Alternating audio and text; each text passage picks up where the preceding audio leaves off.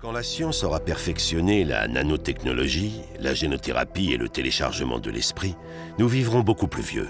Mais que pouvons-nous faire aujourd'hui si l'on veut vivre jusque-là? Une seule chose pourrait nous donner accès à l'immortalité.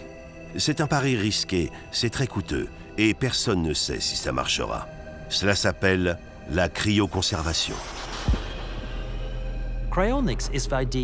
L'idée de la cryogénisation, c'est de congeler quelqu'un de mourant dans l'espoir que la médecine future sera assez avancée pour traiter ce dont il mourrait et aussi les dommages causés par les basses températures.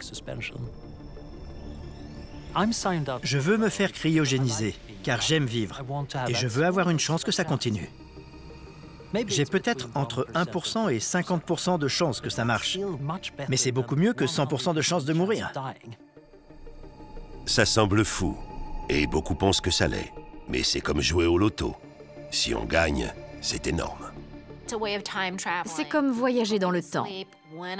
Je m'endors à la fleur de l'âge et je me réveille dans 100 ou dans 1000 ans et je regarde ce qui a changé. Est-ce que mon café préféré est toujours ouvert? Mais ça ne signifie pas qu'il n'y aura pas d'embûches, même si on touche le gros lot.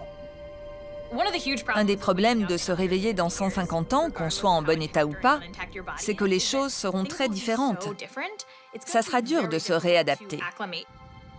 Si vous ressuscitez dans un monde complètement étranger, que se passera-t-il? Est-ce qu'on vous mettra dans un zoo? Est-ce qu'on prendra soin de vous? Et que ressentirez-vous? Un zoo? Très peu pour moi. Je n'ai aucune envie de devenir une bête de foire.